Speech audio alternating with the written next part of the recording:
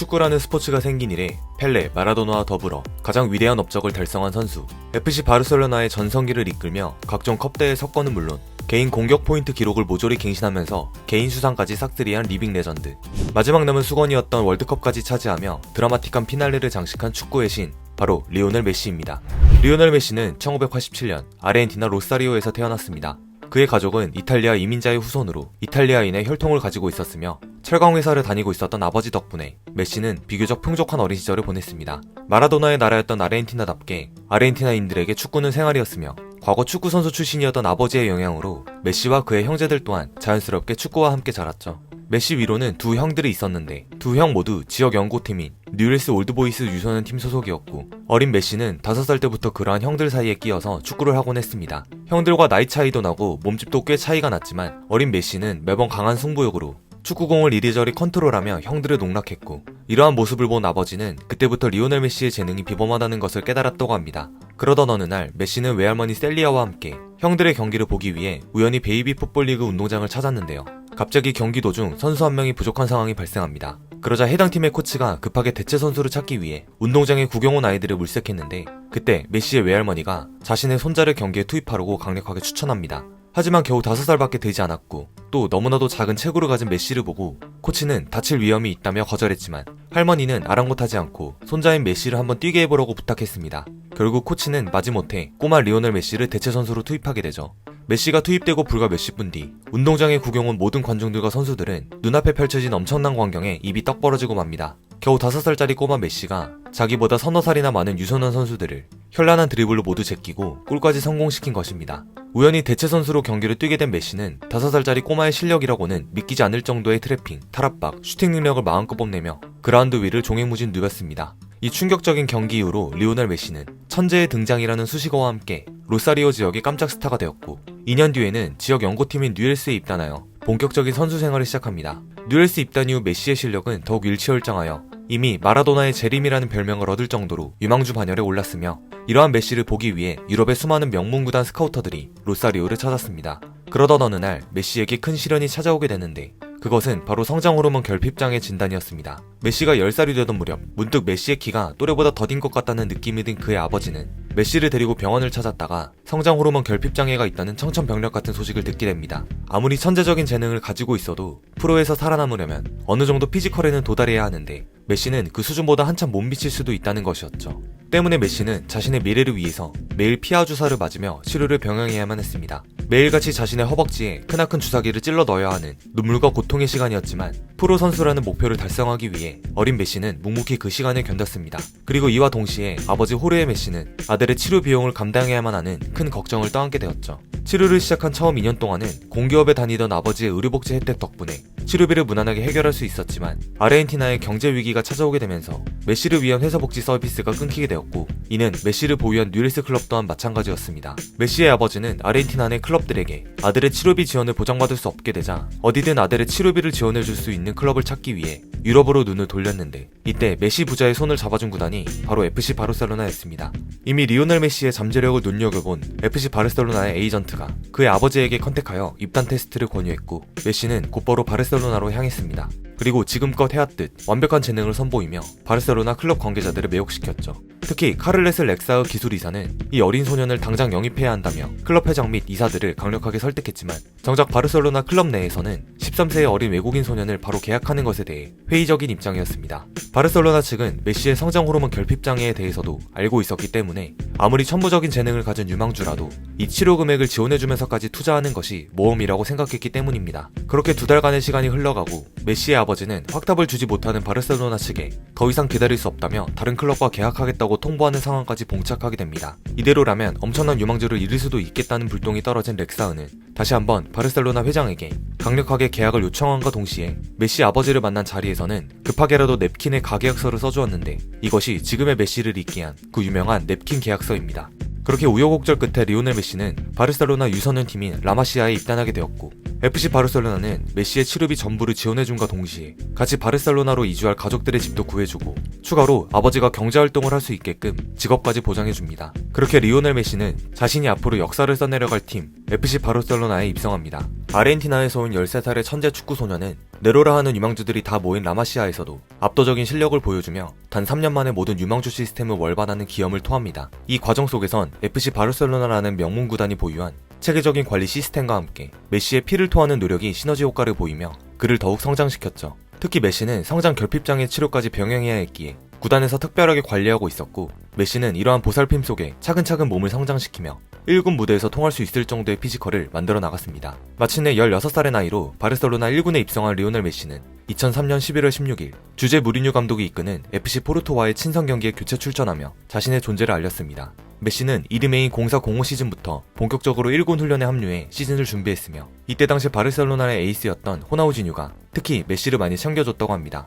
드디어 본격적인 1군 무대 시즌이 시작되고 리오넬 메시는 알바세테와의 홈경기에서 사무엘 에투 대신 교체 출전하여 라리가 데뷔골을 터뜨리는데, 이때 데뷔골을 어시스트해준 선수가 바로 호나우지뉴였습니다. 골을 넣은 뒤 아이처럼 호나우지뉴 등에 엎여 세레머니를 하는 이 장면은 새로운 축구의 신의 탄생을 알리는 상징적인 장면으로 남게 되었습니다. 그렇게 성공적으로 1군 무대에 연착륙한 리오넬 메시는 차근차근 기량이 성장하다가 08-09 시즌 과르디올라의 팀 리빌딩 프로젝트의 핵심 선수가 되며 전성기의 시작을 알립니다. 과르디올라 감독은 공보다 빠른 선수는 없다라는 신념을 바탕으로 압도적인 점유율과 빠르고 정확한 패스로 경기를 지배하는 티키타카식의 전술을 주력으로 내세웠는데, 그 중심엔 사비, 이니에스타, 메시와 같은 바르셀로나 유스 출신의 선수들이 있었습니다. 이들은 펩의 전술에 완벽히 부합하는 정확한 패스로 볼을 배급해주었고, 현란한 티키타카의 마무리는 리오넬 메시가 매듭지었죠. 08-09 시즌의 바르셀로나는 그야말로 무적의 포스를 보이며 전대미문의 클럽 6관왕을 달성하였고, 메시는 이 시즌 이후 첫 발롱도르를 수상하며 월드클래스로 도약합니다. 이 티키타카 전술은 축구계의 센세이션을 일으키며 향후 5년간 바르셀로나를 세계 최고의 팀으로 유지하는 원동력이 되었고, 리오넬 메시는 경이로운 득점 기록을 세워가며 자신의 능력을 폭발시켰습니다. 09-10 시즌은 컵대회 포함 47골, 11-10 시즌은 그보다 더 앞선 55골을 넣으며 득점 기계의 모습을 보였고, 이듬해인 11-12 시즌에는 아예 리그 50골, 시즌 73골이라는 어마어마한 득점을 기록하며 감히 따라잡을 수 없는 절대자의 위치에 등극하죠. 그렇게 리오넬 메시는 바르셀로나에서 선수 생활의 황금기를 보내게 됩니다. 전 세계를 놀라게 한 펩 가르디올라의 티키타카 전술 속에서도 가르디올라가 떠난 이후 메시 스스로 최고의 공격 조합이라고 칭찬한 MSN 트리오 속에서도 언제나 전술의 중심은 리오넬 메시였습니다. 그리고 2021년 메시는 바르셀로나와 재계약을 하지 못하고 떠나게 됩니다. 이 당시 FC 바르셀로나가 파산 직전에 놓인 상태였고, 메시는 기존 연봉의 30%만 받더라도 남고 싶다는 의견을 표했으나 스페인 노동법상 이전 연도보다 임금이 최소 50% 이상이 되어야 했죠. 비록 재계약 문제로 인해 정들었던 바르셀로나를 떠나게 되었지만, 메시는 바르셀로나에 있는 동안 축구 선수로서 이룰 수 있는 커리어는 모두 달성했습니다. 10번의 리그 우승, 7번의 코파델레이 우승, 4번의 챔피언스리그 우승과 함께 본인은 8번의 리그 득점왕, 그리고 7번의 발롱도르를 수상했습니다. 다른 선수들은 한 번이라도 달성하기 힘든 어마어마한 기록들을 그는 밥 먹듯이 달성했고, FC 바르셀로나는 리오넬 메시와 함께 축구 역사의 한 페이지를 장식하는 영광의 순간을 누렸죠. 이런 그에게 남은 것은 단 하나, 바로 그토록 바라는 조국 아르헨티나의 월드컵 우승이었습니다. 클럽 커리어에서 모든 것을 이룬 축구의 신 메시였지만 유독 국가대표팀에서는 불운했습니다. 메시의 가장 큰 사랑은 뉴엘스도 바르셀로나도 아닌 아르헨티나 국가대표팀이다 라고 그의 에이전트가 말할 만큼 국가대표팀에 대한 애정이 남달랐던 메시에겐 연이은 대표팀에서의 실패가 더욱 뼈아팠을 것입니다.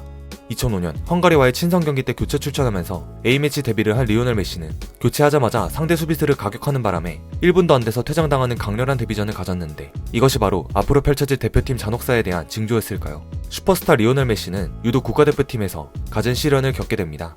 메시의 첫 월드컵이었던 2006 독일 월드컵에서는 8강 독일전에서 승부차기 끝에 탈락, 다음 대회였던 2010 남아공 월드컵 때는 8강전에서 다시 만난 독일에게 4-0으로 털리며 탈락, 그리고 결승까지 오른 2014년 브라질 월드컵 결승에선 또다시 독일에게 연장 결승골을 내주며 통안의 준우승에 머물러야만 했습니다.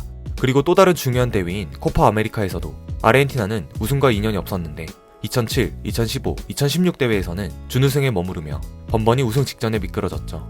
특히 이 중에선 2014년 독일과의 결승전에서 패배한 충격이 컸는지 이 이후로 메시는 약 1년간 불면증에 시달렸다고 합니다. 이때 월드컵 트로피를 응시하고 있는 메시의 모습은 축구계에서 유명한 사진이죠. 게다가 연이어 2015년, 2016년 코파 아메리카에서도 준우승에 머무르는 등 3년 연속 메이저 대회 준우승에 머무르는 수모를 겪자 메시는 그동안의 스트레스와 중압감에 못 이겨 이제 대표팀에서의 나의 경력은 끝났다라며 충격의 대표팀 은퇴 선언을 합니다. 메시의 은퇴 선언에 아르헨티나 국민들은 그를 달래기 위해 은퇴 번복 캠페인을 벌였고, 아르헨티나 대표팀 코치를 비롯한 정치계의 높으신 분들도 메시를 설득하기 위해 최선을 다한 결과 메시는 은퇴를 번복하고 다시 한번 조국을 위해 뛰기로 결심하죠. 유명한 일화로 중학생 축구 꿈나무가 메시에게 편지를 전달하여 메시가 마음을 돌리는데 큰 영향을 주었고, 그 소녀는 첼시 FC의 엔조 페르난데스로 아르헨티나 국가대표로 발탁되어 2022 카타르 월드컵의 주역이 되었습니다. 한바탕 은퇴 소동을 일으킨 메시와 함께 아르헨티나 대표팀은 절치부심하지만 2018년 러시아 월드컵에서도 부진을 면치 못했습니다. 최악의 경기력을 선보이며 경우의 수로 가까스레 16강에 진출했지만 하필 우승 후보 프랑스를 만나는 바람에 또다시 16강에서 광탈해버립니다. 그러나 메시는 월드컵 우승 없이는 은퇴하지 않겠다라며 다음 월드컵인 2022 카타르 월드컵에도 출전하겠다는 의지를 보였습니다. 메시의 나이와 기량을 고려했을 때 이번 카타르 월드컵이 그의 마지막 월드컵이 될 확률이 매우 높아진 상황에서 전세계 축구 팬들의 관심은 과연 메시가 월드컵 우승을 이뤄낼 수 있을 것인가에 초점이 맞춰져 있었습니다. 메시가 대표팀에 몸담은 지 어언 17년, 이제 아르헨티나 대표팀에는 메시의 전성기를 보면서 축구 선수를 꿈꾼 유망주들이 자라 주축을 이루고 있었고, 이들 또한 자신의 우상인 메시와 조국 아르헨티나를 위해 반드시 우승을 이뤄내겠다는 의지로 똘똘 뭉쳤습니다.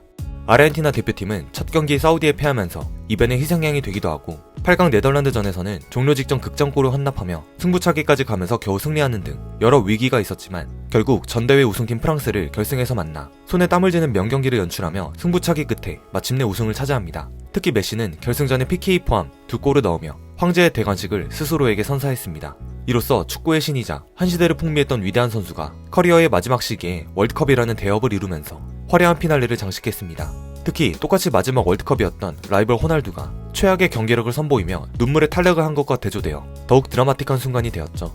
그렇게 리오넬 메시는 클럽 커리어에서도 국가대표 커리어에서도 모두 정점을 찍으며 아르헨티나의 국가적인 영웅이 되었습니다. 월드컵 우승 이후 메시는 파리 생제르맹에서 떠나 미국 메이저리그 사커팀인 인터 마이애미로 이적하며 슬슬 선수 생활의 마무리를 준비하고 있습니다. 계약 문제로 인해 이적했던 파리 생제르맹에서도 메시는 준수한 활약을 보였지만 결국 PSG가 원하던 챔스 우승의 목표를 달성하지 못했고, 메시는 또다시 이적을 해야만 했는데요. 이때 메시에게 사우디 클럽인 알 힐랄으로부터 호날두에게 제시한 연봉보다 무려 3배에 가까운 금액으로 오퍼가 들어오지만 정작 메시는 친정팀인 바르셀로나로 복귀를 추진하고 있었습니다. 그러나 본인이 바르셀로나로 복귀한다면 기존 바르셀로나 선수 몇 명이 매각되거나 연봉이 삭감된다는 소식을 들은 메시는 자신으로 인해 기존 선수들에게 피해가 갈 수 없다며 결국 복귀 추진을 접게 되었죠. 대신 메시는 데이비드 베컴이 구단주로 있는 인터 마이애미로 이적하겠다고 밝혔는데, 천문학적인 연봉이 보장되는 사우디 리그의 오퍼를 거절하고 인터 마이애미행을 택한 이유는 돈보다는 가족들의 생활과 아이들의 교육 문제 때문이라고 얘기한 바 있습니다. 선수 말년에 행복 축구하러 인터 마이애미로 이적한 리오넬 메시는 이적한 지 단 한 달 만에 꼴찌팀이었던 인터 마이애미를 리그스컵 우승으로 이끌며 여전히 건재한 기량을 보여주고 있습니다. 세계 최고의 선수라는 수식어를 넘어 축구의 신이 직접 강림했다라는 평을 받고 있는 리오넬 메시. 흠잡을 데 없는 무결점의 실력과 더불어 드라마틱한 그의 축구 커리어를 보면 정말 이 선수와 동시대에 살고 있다는 것이 감사하게 느껴질 정도입니다. 선수 생활 내내 큰 잡음 없이 오직 축구에만 전념하며 드라마를 써내려간 리오넬 메시는 이제 완벽한 에필로그를 맞이하고 있습니다. 앞으로의 그의 행보는 어떻게 될까요? 오늘의 영상은 여기까지입니다.